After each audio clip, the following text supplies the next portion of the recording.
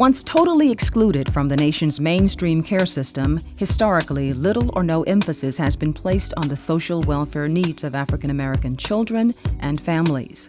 And yet, prevailing poor and low-income living conditions precipitated an urgent call for help.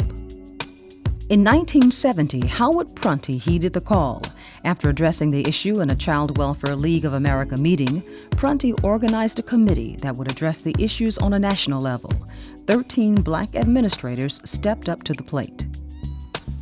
With the help of Edmund D. Jones and Benjamin Finley, Valeria Bullard, Watona Barker Jones, and T. George Silcott made up the first steering committee of the new Black administrators in child welfare. On the heels of the nation's civil rights movement, Valeria Bullard led the charge. A Southerner from Nashville, Tennessee, Bullard's tough, no-nonsense administrative style would lay the foundation for an organization that would advocate for culturally appropriate services for African American children and families in the child welfare system, and that would promote the development and support of African American leaders in the field. Black Administrators in Child Welfare, Inc. was incorporated in 1975. Valeria Bullard was the first president. Watona Barker Jones followed Bullard. Known to her friends as Tony, Watona Jones, a true social worker, called attention to the unique problems facing African American children. She recognized the outgrowth of institutional and overt racism in our society, but also the potential of African American children and families if appropriately served by the nation's child welfare agencies. Tony Jones became nationally recognized as an advocate for African American children and families and developed the first Black practice model for foster care and one of the first independent living programs in the nation. She was the organization's second founding president. Bearing a warm smile and charismatic charm, a teacher from Richmond, Virginia, would be voted in as the third president. John C. Purnell served from 1979 to 1982. Purnell was known best for his professional leadership and his rock-solid integrity. Years later, in 2004, the BACW would recognize him as the Black Administrator of the Year. With a long and distinguished career in human services, the next president's commitment ran deep. A Maryland native with a bachelor's degree in sociology and a master's in social work and a heart as big as the state of Texas, Ernestine Jones was armed and ready to take on the challenge. She's a founding member, distinguished by having served the longest term, 6 years, from 1983 to 1989. The BACW has honored her nonstop service many times, and she continues to give back. Today, Ernestine Jones remains an emeritus member of the board. From a small town called Mayberry, another extraordinary leader emerges, with extensive knowledge and experience in many special areas. Howard Prunty brought a wealth of experience to an already extraordinary mission. He also assisted in the development of the National Association of Black Social Workers and served as their first president.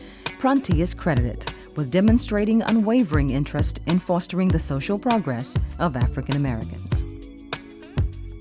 Active in the National Association of Black Social Workers, Raymond Cooper felt a need for agencies to implement strategic infrastructures with policies that would foster improved living conditions for Blacks.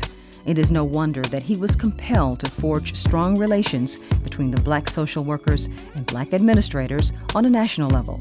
Cooper was BACW's sixth president.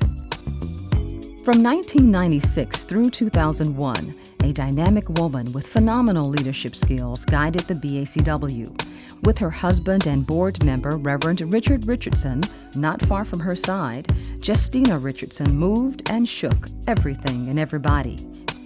The Richardsons provided a nurturing, caring home for many foster children, and still she gave her heart to the BACW. Serving on the board of the National Association of Black Social Workers as well as other social welfare boards, Justina often shared and implemented her vision for ensuring the social welfare of African American families.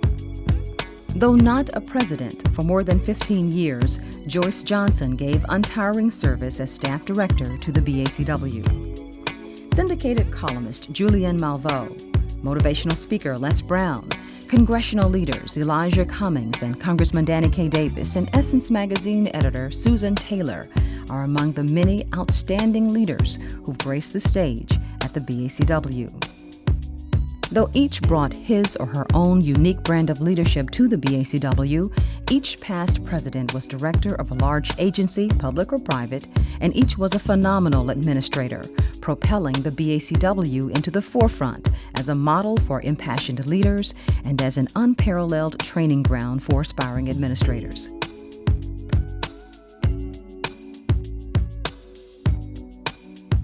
Today, the BACW operates under the very capable leadership of its board of directors and president, Julia Danzi. Sandra Jackson is the first BACW executive director. She oversees the day-to-day operations and ensures that all programs run like a well-oiled machine. On this, the 36th anniversary, the BACW celebrates its rich and powerful legacy and opens even wider the gate to new leadership.